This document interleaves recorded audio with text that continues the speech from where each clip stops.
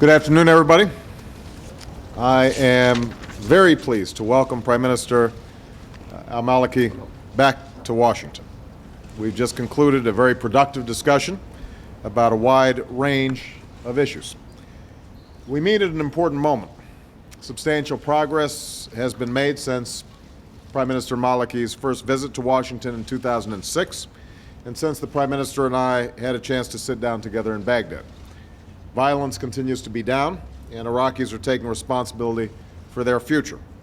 This progress has been made possible by the resilience of the Iraqi people and security forces, and also because of the extraordinary service of American troops and civilians in Iraq.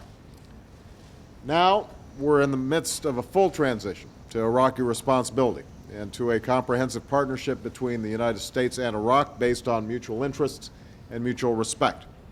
The success of this transition is critically important to the security and prosperity of our people, and it is a top priority of my administration. Recently, we took an important step forward by transferring control of all Iraqi cities and towns to Iraq's security forces. This transition was part of our security agreement and should send an unmistakable signal that we will keep our commitments with the sovereign Iraqi government. As I said before, we seek no bases in Iraq, nor do we make any claim on Iraq's territory or resources.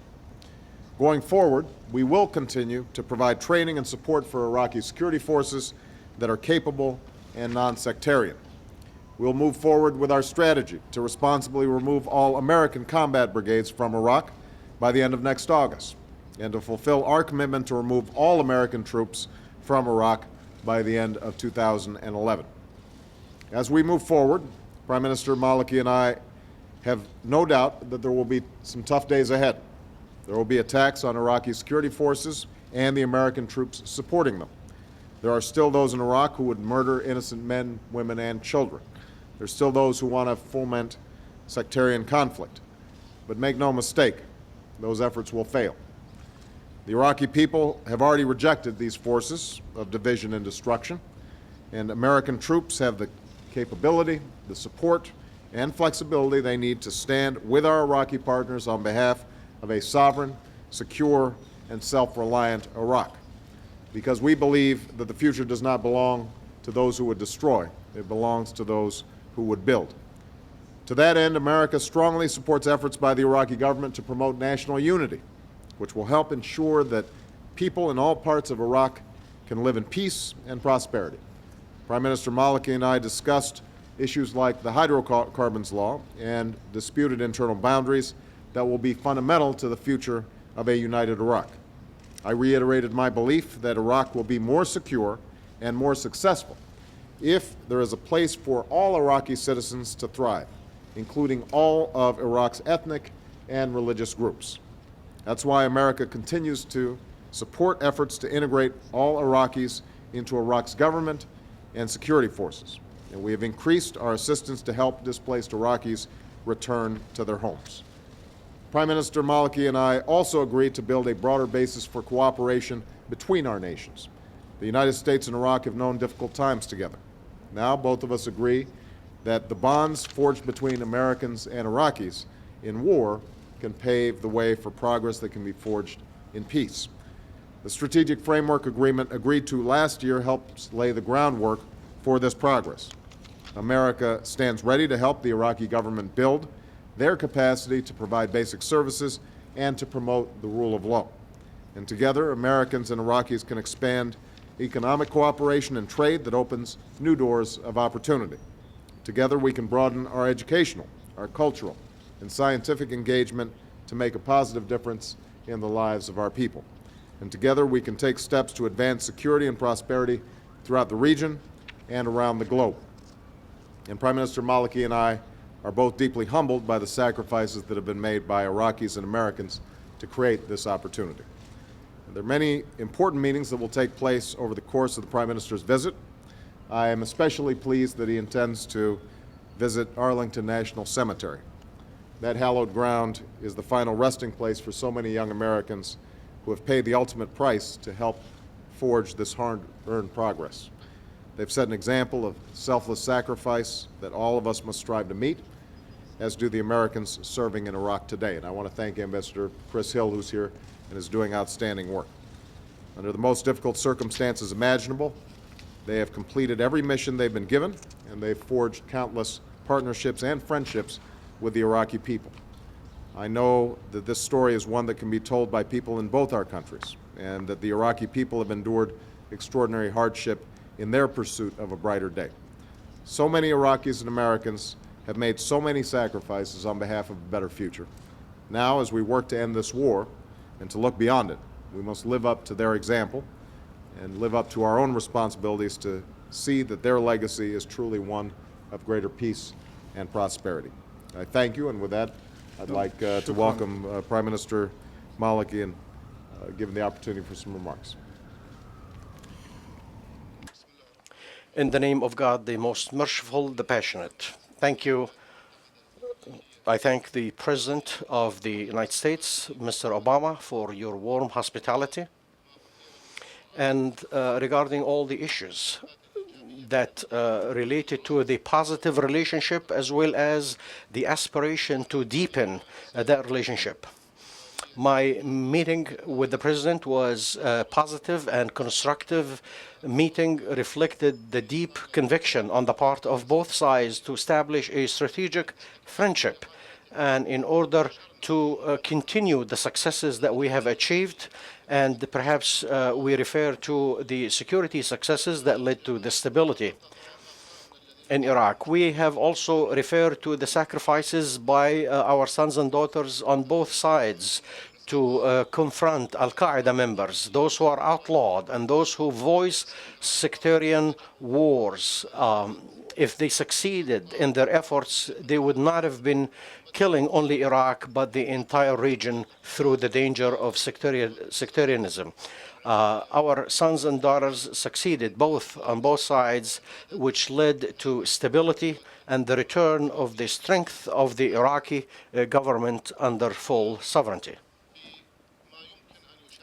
And we can, among the things that we can refer to in a positive way is the positive commitment in following up with the commitments that were signed by both sides. Either those are related to the status of forces, or those are related to the strategic framework agreement that will govern the relationship in the future.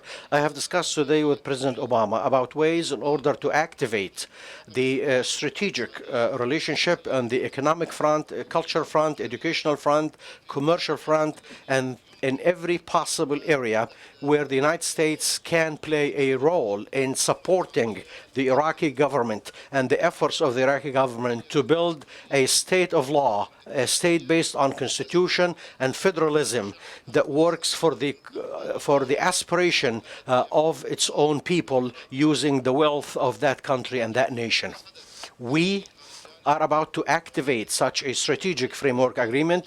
Efforts on both sides are there in order also to convene an investment conference in October of this year that will combine all foreign investors and all companies that would like and wish to work in Iraq.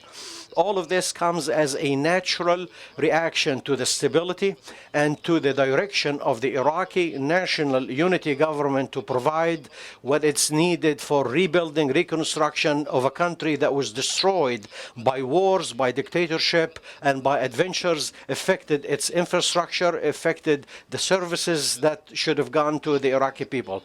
Therefore, the relationship between the two sides, as it did see and witness progress on the security front and in combating terror, it will see great cooperation in the areas of economic, commercial, and cultural activities. Our forces, as it proves its successful role, and it proves when it received the security file, that these forces proved to be capable of performing. And those who thought that the Iraqi forces, if the American forces can leave, will be incapable of imposing peace and security, these people proved to be wrong.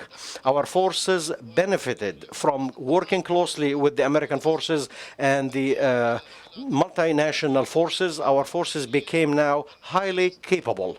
and they will continue to do their role and their part to provide the opportunity needed for reconstruction, rebuilding, and developing Iraq. Iraq has suffered a great deal from being marginalized, from the policies of sectarianism, and from wars.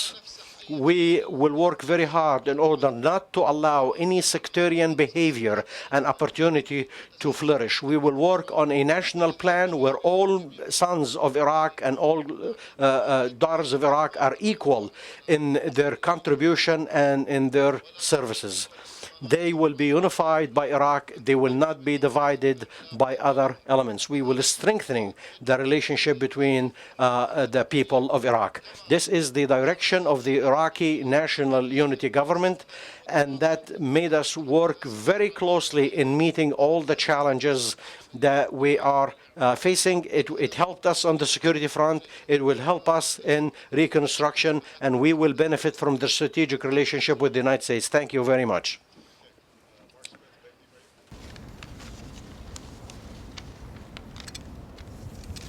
Thanks, Mr. President. I'd like to ask about spoke about that you said U.S. forces still have in Iraq. Since the handover of control in the cities, the Iraqi government has imposed new limits on how U.S. troops can operate. They can't patrol on their own. They can't conduct raids on their own. Did you raise this with Prime Minister Maliki? Did you object to this? Or do you think this is just a great sign of increasing Iraqi sovereignty? Well, I think that we have seen both improved capacity and greater confidence on the part of the Iraqi security forces. We're very pleased with that.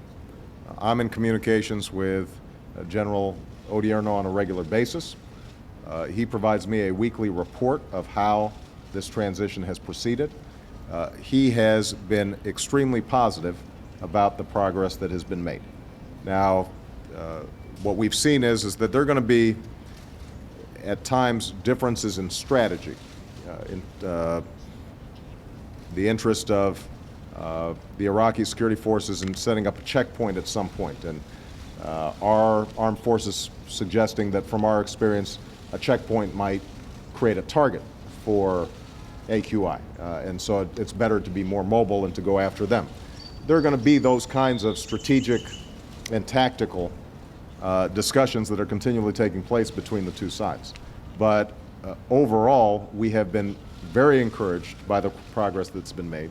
It doesn't mean that there aren't still dangers in Iraq. And obviously we've seen that in some circumstances, those who want to sow sectarian division inside of Iraq are going to still resort to the killing of innocents and the senseless bombings that plagued Iraq for such a long time after Saddam Hussein was deposed. But what we've seen is that the violence levels have remained low.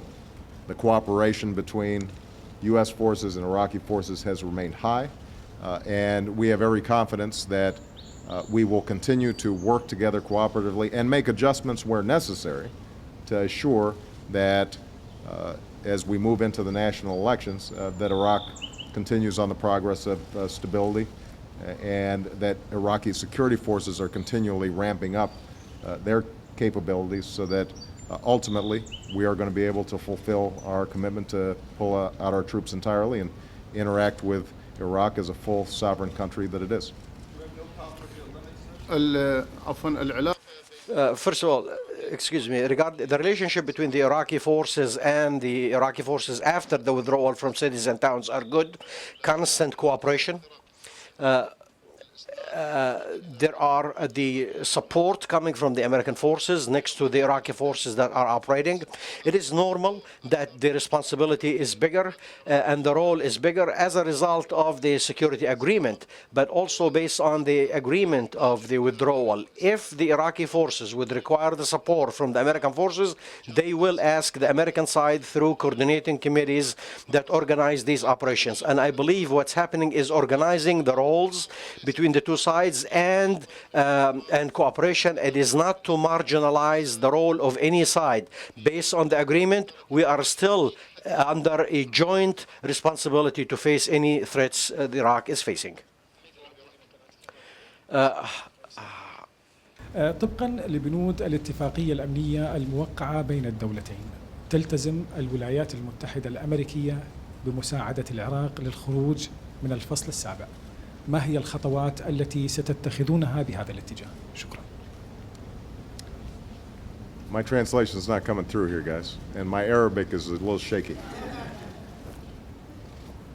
Based on the agreements, the security agreement between the United States and Iraq, the United States should help Iraq to get out of Chapter 7. What steps will you be doing in order to help Iraq to get out of Chapter 7? Area that Prime Minister Maliki emphasized, and we have made a strong commitment to work with Iraq to get out of the Chapter 7 constraints that were imposed after the Gulf War. As I stated before, it, I think, would be a mistake for Iraq to continue to be burdened by the sins of a deposed dictator. Now, in order to do that, we're going to have to obtain cooperation from various members of the United Nations. I think that there are going to have to be some specific disputes that are resolved between Iraq and some of its neighbors. We intend to be very constructive in that process, but we have said clearly, and I've repeated today to the Prime Minister, that we will work diligently with Iraq so that, in fact, Iraq is no longer within Chapter 7. يتفق معنا President Obama and the American administration agree with us that Iraq is no longer representing a threat to international peace and security because there is a democracy in Iraq, not a dictatorship. Iraq is looking forward to positive, constructive relationship with its Arab neighbors and with the international community, and to deal through law internally and justice internally. I have seen a clear commitment from the President and the administration to support Iraq and to be committed to all elements of the agreement and to help Iraq to get out of Chapter 7 and international sanctions which were imposed as a result of the ventures and the wars that were led by Saddam's regime, including occupying the neighboring state of Kuwait. Iraq has gone a long way and will continue to solve all problems, and there are so many problems that we are paying the price for from the previous regime in order to have friendly relations with all members of the international community. Shukran jazilan. Thank you very much.